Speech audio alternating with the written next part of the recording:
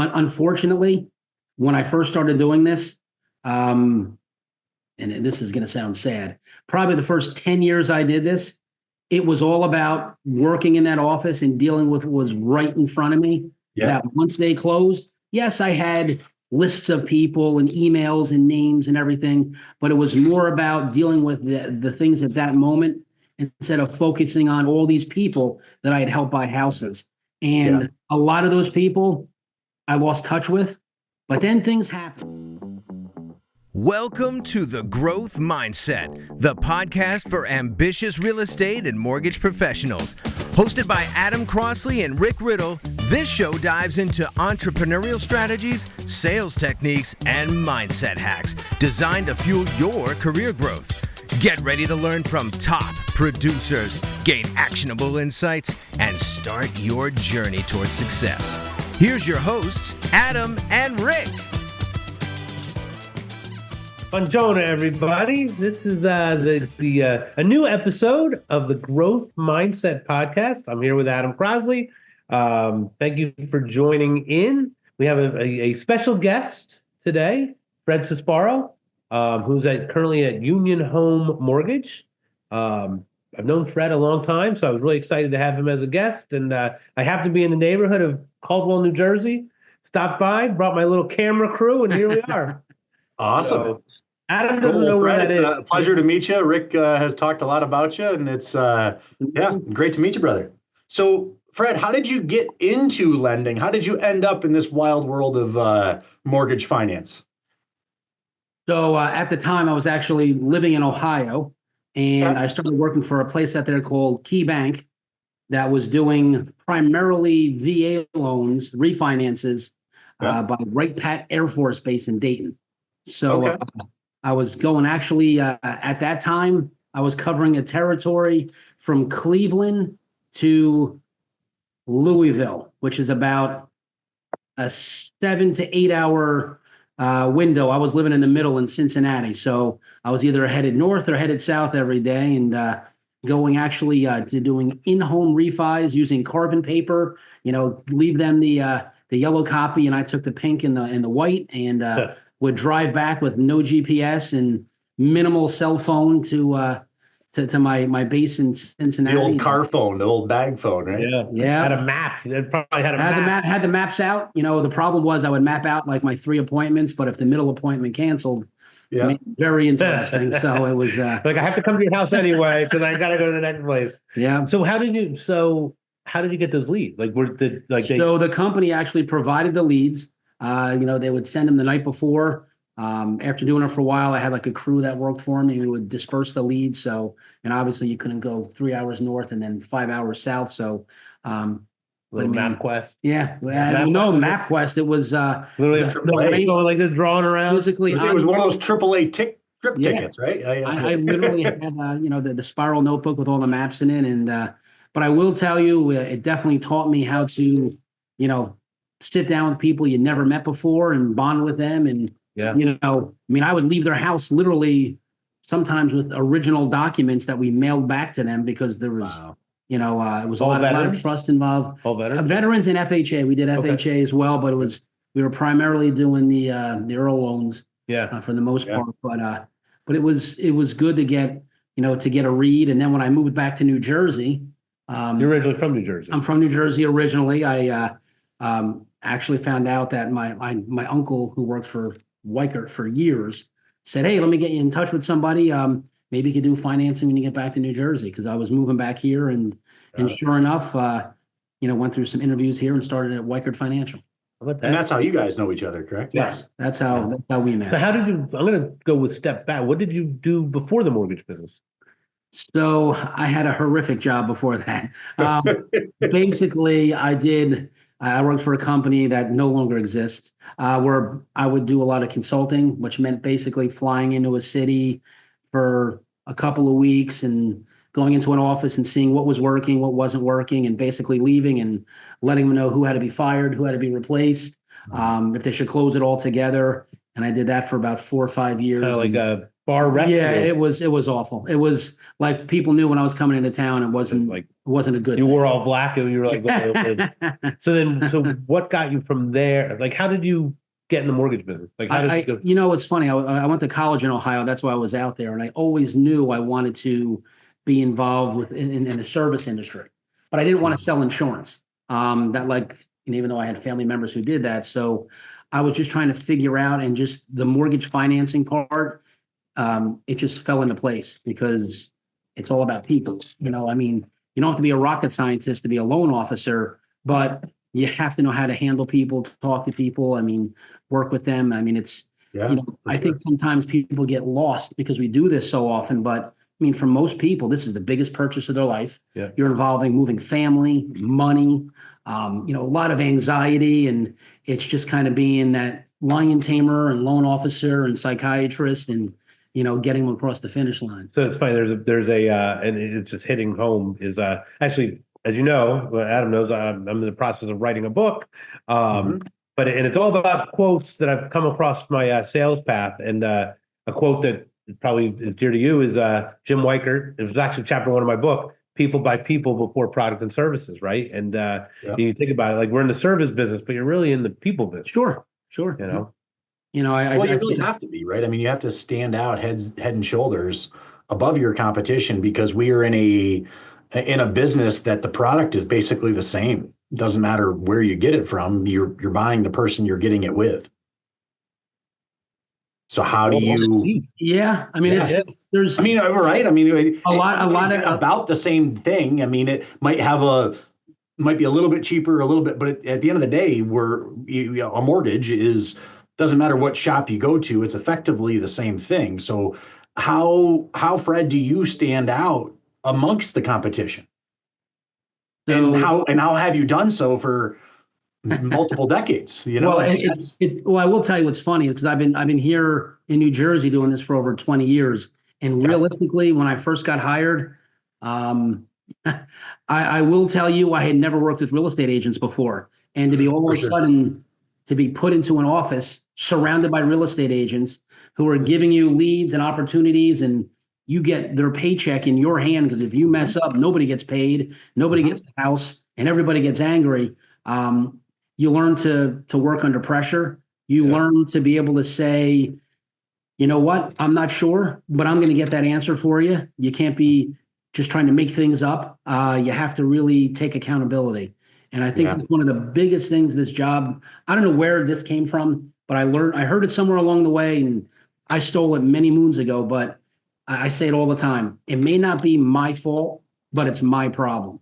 And when there's a transaction and anything goes wrong, it always comes back to the mortgage person. So you need to be able to answer the phone when things are good, bad, or ugly, and realize you've got to be the solution.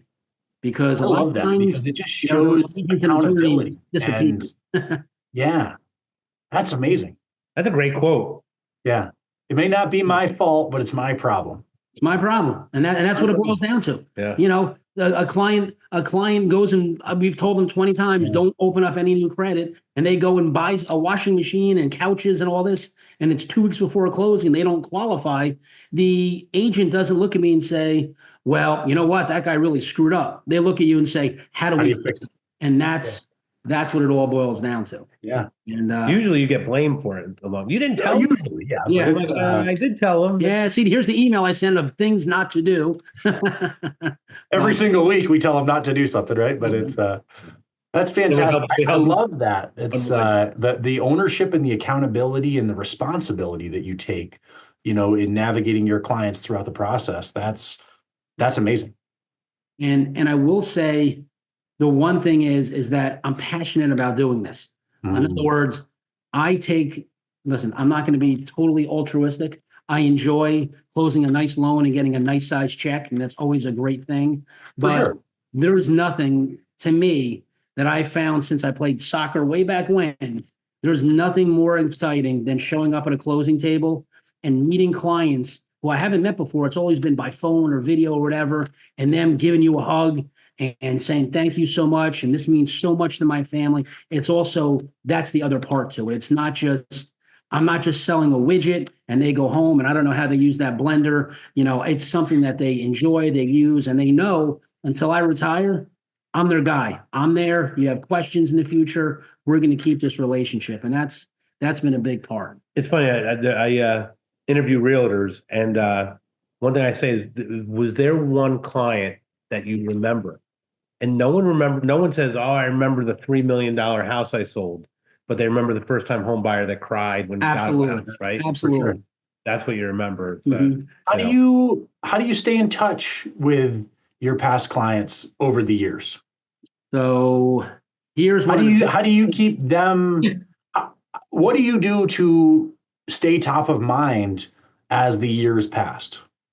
Unfortunately, when I first started doing this, and this is going to sound sad, probably the first 10 years I did this, it was all about working in that office and dealing with what was right in front of me. Yeah. That once they closed, yes, I had lists of people and emails and names and everything, but it was more about dealing with the things at that moment instead of focusing on all these people that I had helped buy houses. And a lot of those people I lost touch with, but then things happened. Like in 2008, when everything blew up, and the agents were all running for cover. They weren't making money. Well, guess what? I was calling up all those past clients to talk about their HARP loans and other things we could do to help them. And that got me reconnected with a lot of people. But I didn't have any kind of system to keep track of everything. Because if I did, I'd be retired by now. I'm just telling you. It's amazing how many people you talk to on a daily basis for 3 months. And then I call them 6 months later to see how they're doing, a year later. The biggest thing, I do have an assistant now. We do a lot of email blasts just to stay in front. Where we've, actually just send out emails, but those get lost. We do send out Thanksgiving cards every year. We send out 4th of July cards every year. It's to be the two holidays. So not traditional holidays, so you don't get lost in the noise a little bit. Yeah, but also, you know what? I mean, do you want to send out a Christmas card? You might offend some people. You want to send out, you might offend other people. So those seem like two holidays that are far enough apart where, you kind of stay in touch. One like that. Finally started doing. Thanksgiving to the foreign national product customer might be might be lost on them, and July 4th actually. But I'm right up next to the Canadian border, so the Canadian Thanksgiving is actually our Columbus Day.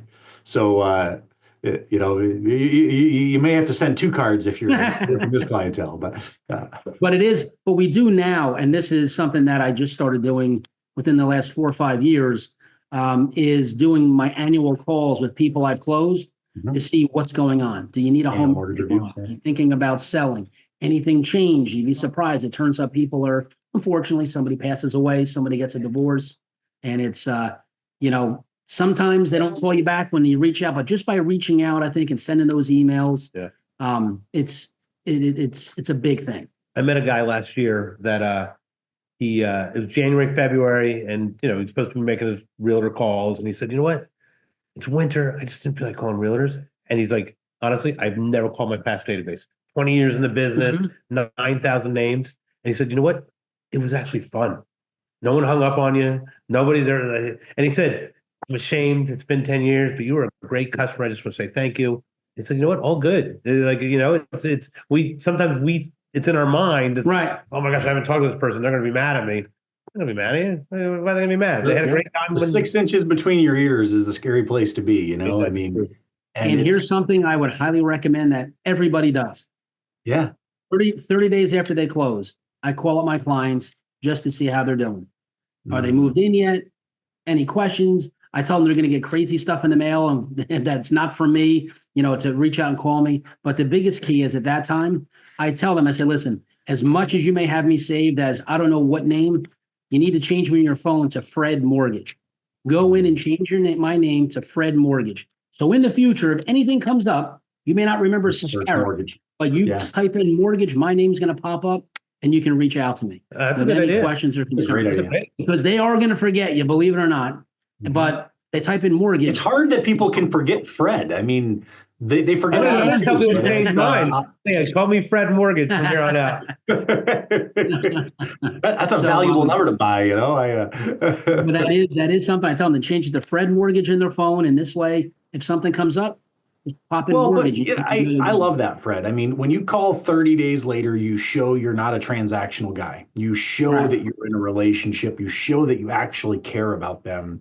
And I'm sure that goes miles in solidifying that relationship. Just that 30-day closing call, just to say, how you doing? Did you get all moved in? How are the kids, et cetera? You know, like, Yeah, I mean, that's because now they also the pre-approval portal that they use and everything, it converts. Now they can make their payments through it. So yeah. something else to talk to them about, or anything that might have come up, or different things. So it's Probably a great time to ask for business because they're all settled Yeah. in now. They're Yep. through the monotony and like, yeah, I've asked for referrals at the closing table, but I'm the last thing on their mind, right? Exactly. They're like, Exactly. referrals, I'm trying to. I'm packing my stuff. I got boxes. Yeah, you know, like. But we also assume things. I can't tell you how many times I've gotten an email or text where they ask my permission. Hey, Fred, I'm at work. So and so is looking at houses. Is it okay if I give them your number? And I'm like, absolutely. Like, I feel like I let them down. Only if you give it to two all people. along. I can't tell you the number of customers that when we were at Weicker together Oh yeah. that we lost out because they're like, oh, you do refinances? Yeah, right. I didn't realize that. We're like, oh, like that's shame on us or shame on me, right? It's like, it's like, oh, if I only knew you were my favorite mortgage guy. I didn't know you did refinances. You're like, they're the same thing, but. Well, I think there is. I think every person in the mortgage industry, and honestly, in most sales industries, there's so much money and opportunity in your past client database. Yeah. They've already done business with you. They know you. They like you. Hopefully, they trust you. You know, so like by mining that database and really spending time there. I found in my business, I convert at a much higher rate when a past client refers me even than a realtor.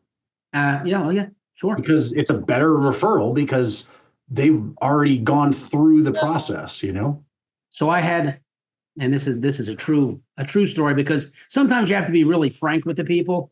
So I did get a referral. Yeah. One of my clients bought in Essex Fells.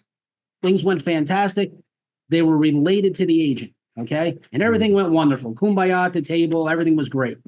About a year later, I get a phone call, and it's a private sale in Essex Fells. And they were referred to me because their friends, who were the past clients, used me, and they said everything went great. And they even gave the same attorney's name to use the same attorney. So Cool. the people called me up, and I'm like, you would think this is a slam dunk, right? So we start going through everything and whatnot, and we're going through the process. And they're like, well, we're also talking to Rocket Mortgage. And I said, okay, what's the guy's name? Well, I think, and so they were kind of vague on different things, but I kind of said, so your friends referred you to me, you using the attorney.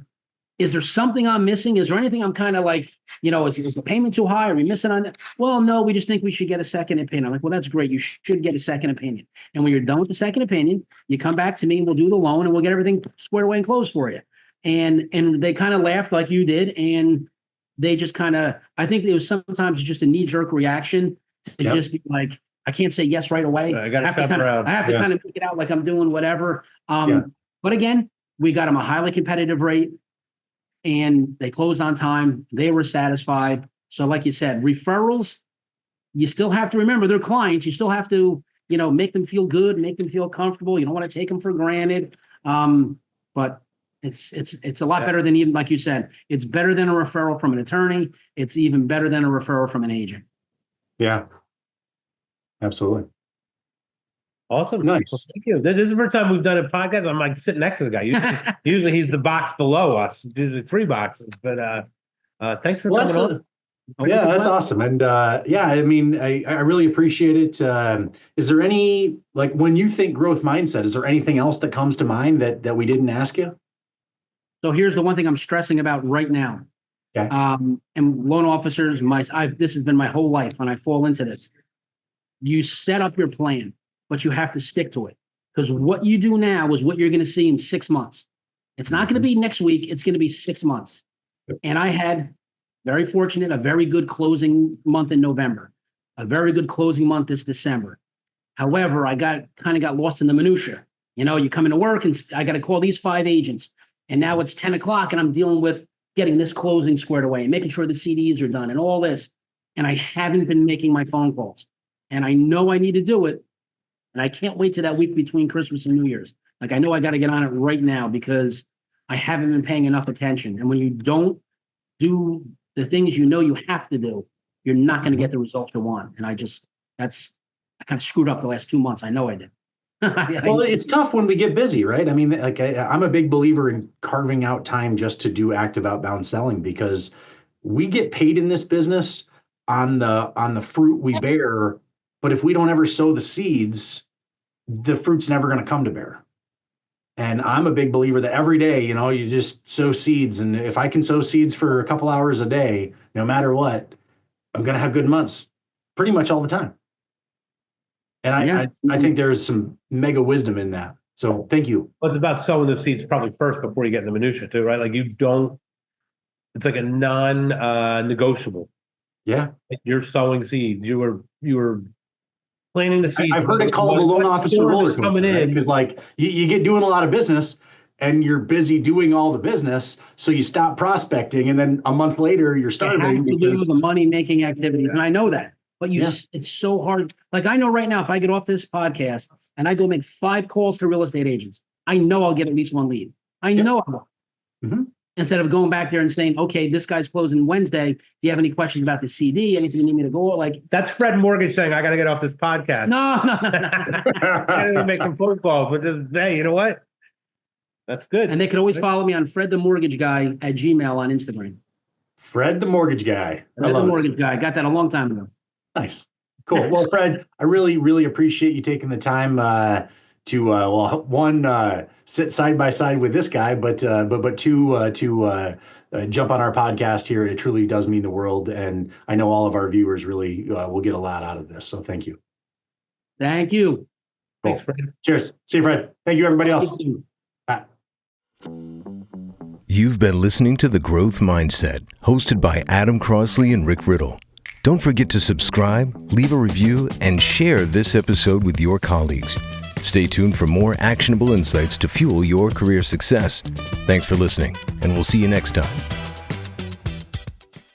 The views and opinions expressed in this podcast are personal and do not necessarily reflect the official policies, positions, or opinions of Absolute Home Mortgage Corporation or Crown Home Mortgage. The content is intended for informational and entertainment purposes only and should not be considered professional advice or an official endorsement by either organization.